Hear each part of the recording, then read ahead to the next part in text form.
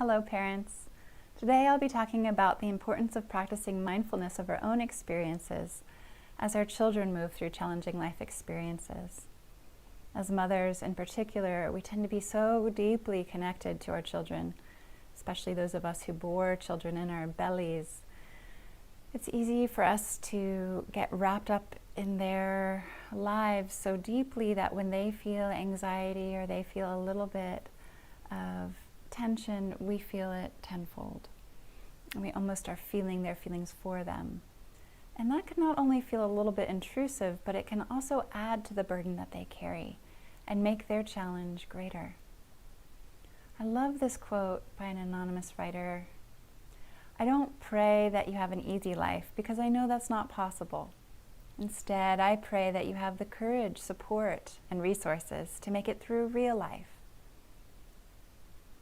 When we overly hope or secretly hope that our children will have an easy life, we're depriving them of our belief in them, that they can make it through hard things. We almost want to wipe away the opportunities for them to build resilience so they can make it through real life. Instead, it's more helpful to focus on each hard experience that they go through, noticing it and holding it and framing it as a growth opportunity. And also as an opportunity for them to deepen compassion for other human beings. And if we can hold that frame, they'll feel us more steady and stable. They'll feel our trust in them, and that will benefit them.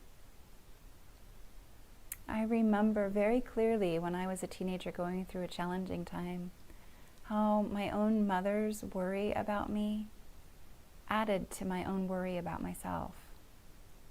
Her agitated worry didn't help me. Her acting out on her anxiety caused me to feel more anxious. And it caused me to have to push her away more vehemently because it was so unhelpful. And that's not to say that we won't experience worry as mothers. And I'm not suggesting that you don't experience worry or that you cut it off somehow. That's just not possible.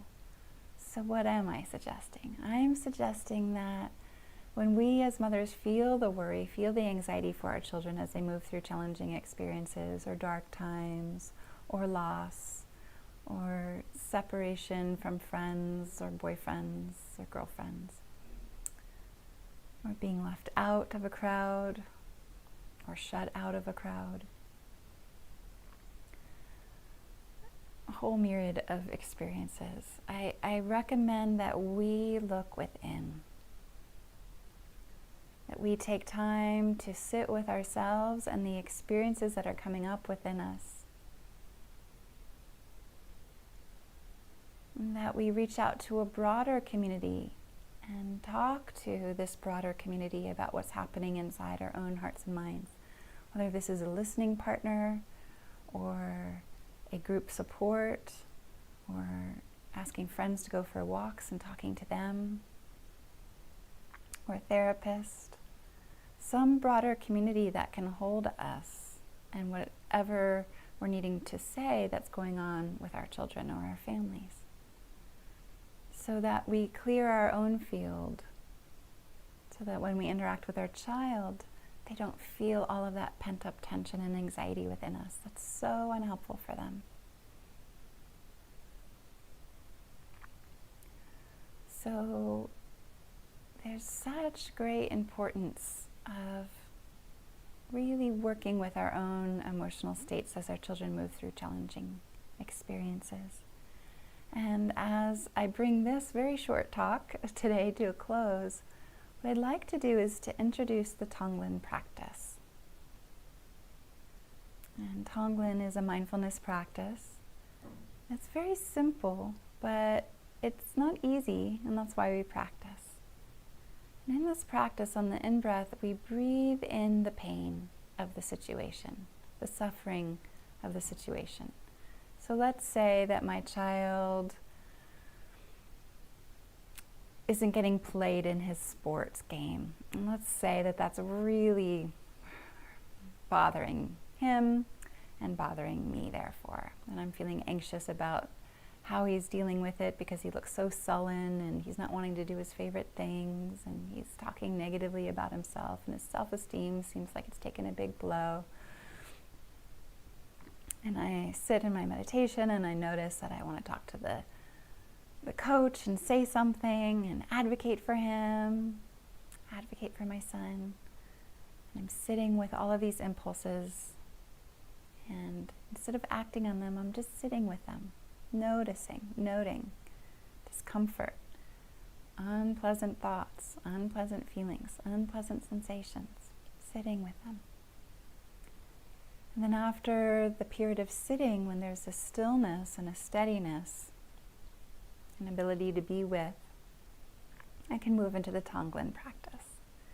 In Tonglen, we simply open up to the pain of the experience. So in this case, opening up to my son's pain of not getting played in his baseball team. And breathe in that suffering. Breathe in feeling not good enough. And on the out breath, we offer some relief to that pain. So I would offer in this case, feeling good enough, or I would offer included as you are, or I would offer acceptance with your athleticism, where you are right now with it, acceptance. And sometimes people find that when they breathe in the suffering, it feels too big, it feels too much, it's overwhelming. And so I like to bring in a little visualization of the heart, if that's happening for you. So we can imagine a heart in our chest that's a certain size, and the suffering of our child bursting open that heart. It fills the heart right up. So if that's the case, then see if you can imagine softening your heart open so it's as big as the room, bigger than your body. The heart space blossoms and grows. And then when you breathe in the pain and the suffering that was the size of the previous heart, your now expanded heart can easily hold that pain and suffering. And I like to even imagine that the heart grows as big as the house, or as big as the earth, or as big as the universe.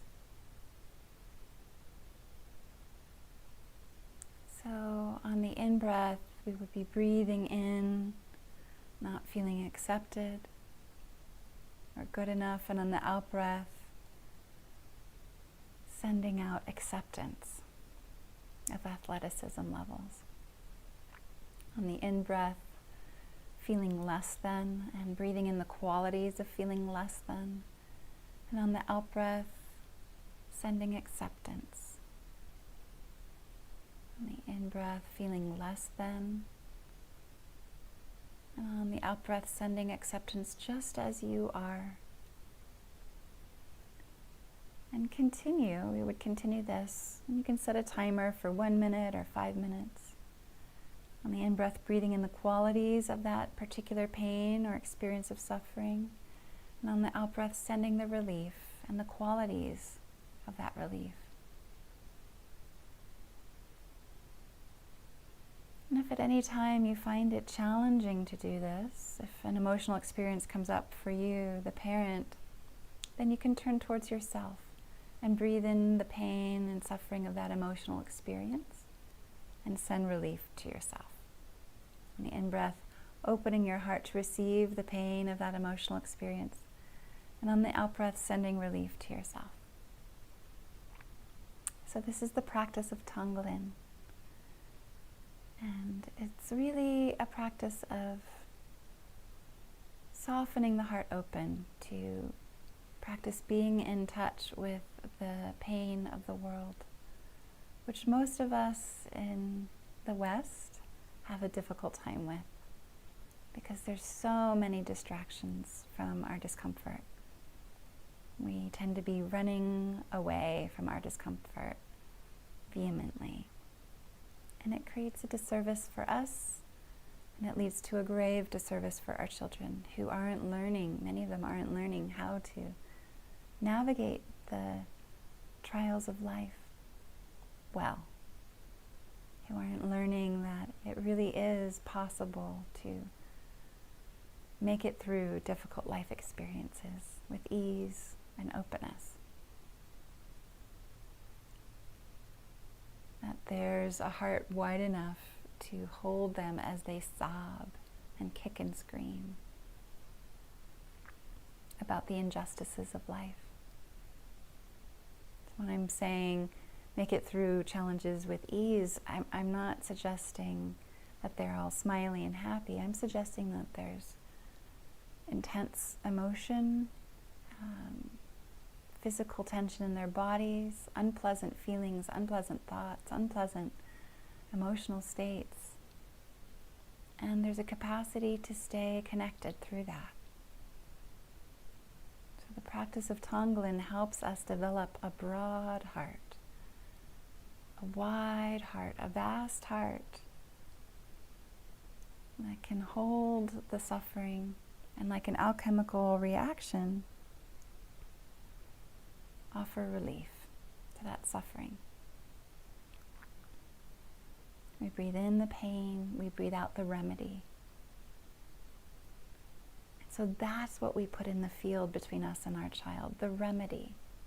Not by talking to the child and trying to fix their feelings and trying to talk them out of their feelings, but by doing this inner work in our own bodies and minds and hearts. So instead of pouring worry into their sphere, we're pouring acceptance into their sphere, the energetic sphere, the energetic field.